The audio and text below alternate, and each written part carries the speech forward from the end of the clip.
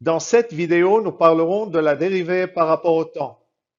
La dérivée d'une fonction f par rapport au temps est donnée par la relation f' ou f point égale à la limite lorsque delta t tend vers 0 de delta f sur delta t, ce qui veut dire la variation de la fonction f par unité de temps lorsque la durée delta t est très petite, et qui veut dire aussi la variation instantanée de la fonction f par unité de temps. Cela peut également être écrit sous la forme df sur dt, où dt est la durée delta t quand elle est très petite et df est le petit changement correspondant de f. Donnons maintenant des exemples de dérivées de quelques fonctions. Si f est égal à 3, c'est une constante, et par suite, il n'y a pas de changement pour f, et sa dérivée f' est égale à 0. Si f est égal à 5t à la puissance 4, sa dérivée f' est égale à 20t à la puissance 3.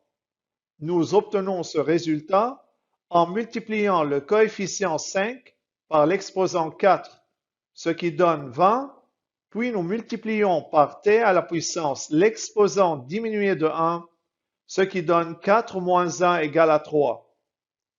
Si f est égal à sinus t, sa dérivée f' est égale à cosinus t. Si f est égal à cosinus t, sa dérivée f' est égale à moins sinus t. Si f est égal à sinus 3t, sa dérivée f' est égale à la dérivée de 3t multipliée par cosinus du même angle 3t.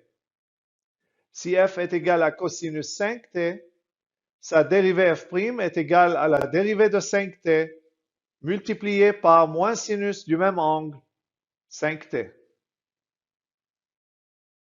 Passons à présent à la relation entre la dérivée et la pente de la ligne tangente à une courbe en un certain point. Commençons par l'exemple d'une ligne droite et trouvons sa pente dans cette figure.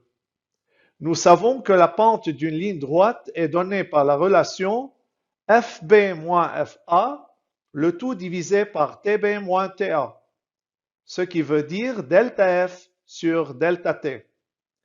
Delta f est représenté par le segment vert et delta t est représenté par le segment bleu. Lorsqu'on divise la mesure du segment vert par celle du segment bleu, on obtient tangente alpha. Alpha étant l'angle entre la ligne droite et l'axe horizontal. Dans notre cas, l'axe horizontal est celui du temps.